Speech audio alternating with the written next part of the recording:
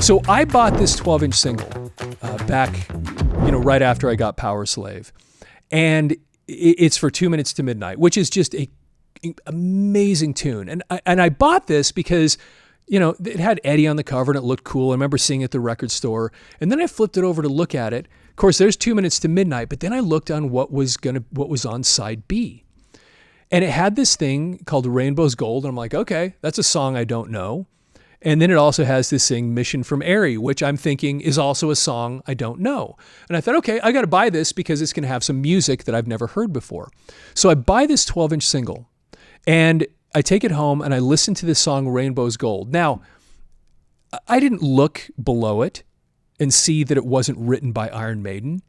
I just thought it was one of their songs. I didn't even pay attention. I just put it on, listened to it, and loved it. It was so cool. If you've ever heard that tune, it's like one of my favorite things Iron Maiden's ever recorded. It's just so great. The way the drum comes in, the guitar hooks, the way Bruce sings it, it's killer. And it's a great song. It's so good. So I listened to that, and anyway, I love it. And then Mission from Arry, Iron Maiden fans are going to know what this is. It was an argument that happened between Nico McBrain and Steve Harris, because some stuff had happened during his drum solo and he'd messed up and they were very upset at each other and somebody had recorded it, and then you hear their argument. That's all that is. So anyway, Rainbow's Gold. So years later, I realize, wait a minute, who's this? Who are these guys that wrote this song? Well, it was originally, the song came from a band called Beckett. Now, I know I've talked a little bit about this on another video on this channel, but I never had the album to show you. And that's why I thought I'd talk about this today, because the last time I was in Denver, I actually found it and I bought it. So this right here is the album Beckett. This came out in the early 70s, and you'll see that I bought it from Recollect Records in Denver, Colorado. Shout out to them. Great record store, by the way. It's one of my favorite places when I get records back in Denver. Anyway, so this is the album that Beckett put out, and this goes back to 1974 when this album was released. And if you flip it over, here's the band, and then what you're going to see right there, A Rainbow's Gold. And that's the song right there, Rainbow's Gold, okay? And it is an absolutely amazing tune. It's so cool. And if you've ever listened to the Iron Maiden one, you need to go back and listen to the Beckett one because it's actually really good. It has a very early 70s sound to it.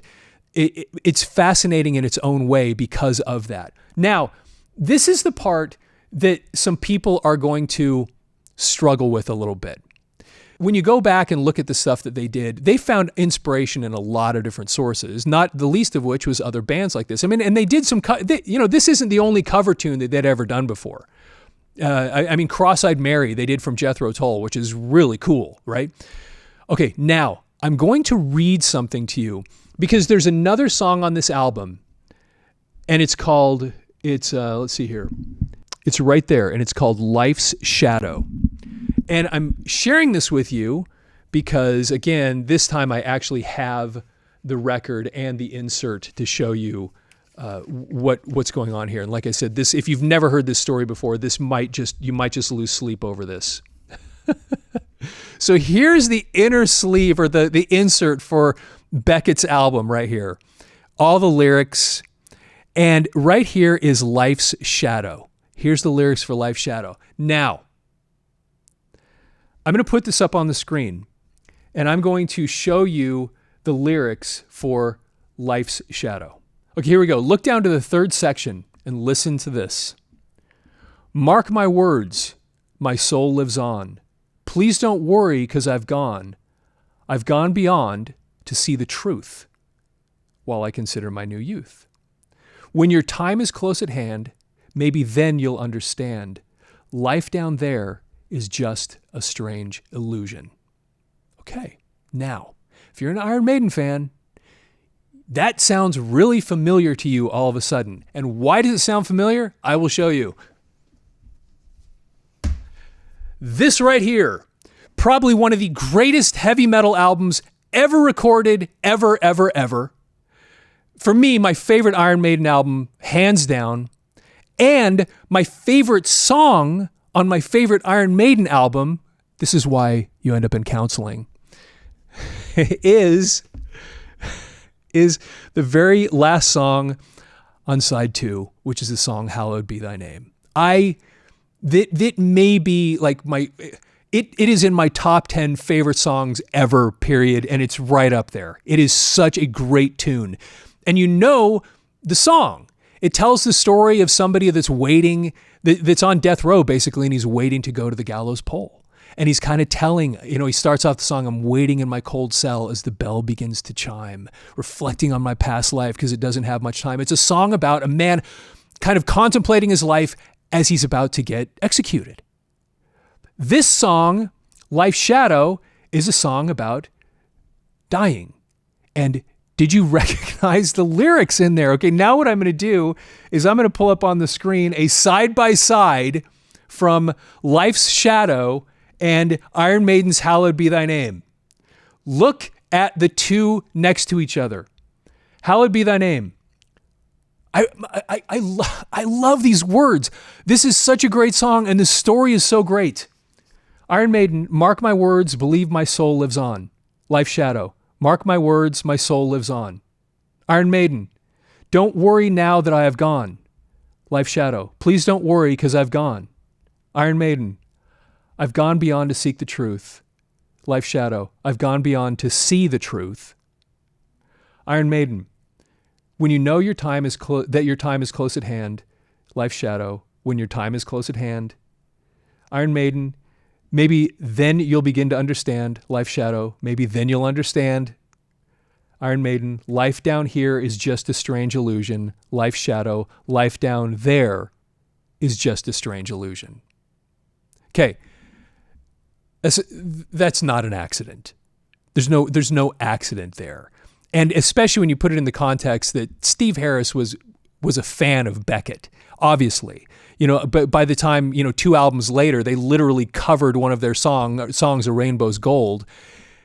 They, for whatever reason, lifted the lyrics out of this song and then built their own song around Life's Shadow. Now, it's mostly about the lyrics, but if you ever listen to Life's Shadow, which I highly encourage you to do, because it's a cool song, go listen to it. You'll find it on YouTube, obviously. And even the beginning of it, there is something similar where the beat, the way they do it, the timing, you could almost sing along. I'm waiting in my cold cell. You could almost sing along. When you listen to Life's Shadow, you can hear it, how it could kind of set in there. So even though it was just the lyrics that were the issue, the music was very similar too. And the song Life's Shadow does this kind of a similar thing when it gets into the song later on. It starts picking up intensity, just like Hallowed Be Thy Name does. And when you look at the inside of the album in the credits, right here, Hallowed Be Thy Name, Harris. Nothing about the lyrics coming from another band called Beckett. Sometime in the 80s, of course, Iron Maiden eventually gets sued over this, and they settled out of court. And then there was some restrictions at times when and how they could play the song live and what have you because of all this stuff. But it was such an interesting thing to come to this realization that one of my favorite songs of all time, they had literally taken lyrics, changed them ever so slightly, and then created a whole new song out of it. When I first heard this, I'll be honest with you, it did bother me. I didn't end up in counseling, but it bothered me a little bit. I'm like, really? My favorite song in the world? And they kind of took these lyrics that I love so much from some 70s band, and I didn't know it. And that was maybe part of the problem that threw me, is that it was just kind of like, dang. But anyway, it's still, for whatever you think about it, however you feel about it, Hallowed Be Thy Name. I don't know how you can really beat that song, not only in the world of heavy metal, but just at all.